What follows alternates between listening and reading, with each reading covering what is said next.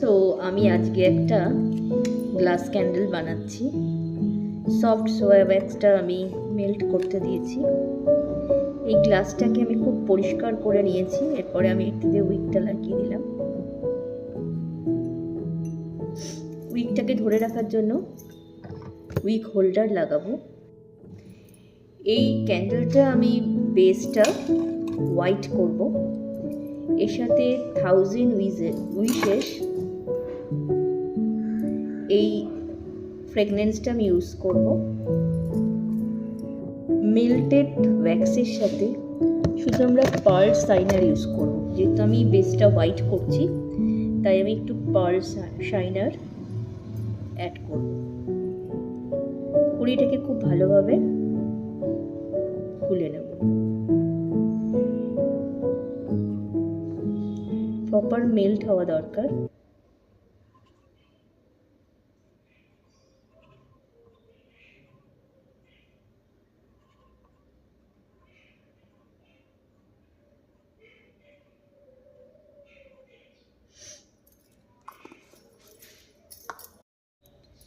এর মধ্যে আমরা 1000 উইশেস এই ফ্রেগনেন্সটা দিয়েছি আর খুব ভালো করে এটাকে মেল্ট করে নিচ্ছি। এবার আস্তে আস্তে আমি এটাকে পোর করব গ্লাসের মধ্যে।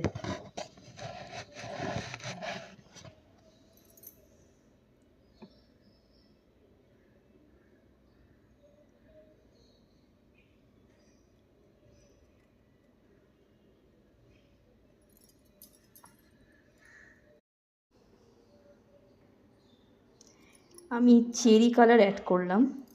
সো আমি আজকে একটা গ্লাস ক্যান্ডেল বানাচ্ছি। সফট সোয়া ওয়্যাক্সটা আমি মেল্ট করতে দিয়েছি। এই গ্লাসটাকে আমি খুব পরিষ্কার করে নিয়েছি। এরপরে আমি এটিতে উইকটা লাগিয়ে দিলাম। উইকটাকে ধরে রাখার জন্য উইক হোল্ডার লাগাবো। এই ক্যান্ডেলটা আমি বেসটা হোয়াইট করব। এর সাথে 1000 উইশেস এই ফ্রেগনেন্সটা আমি ইউজ করব।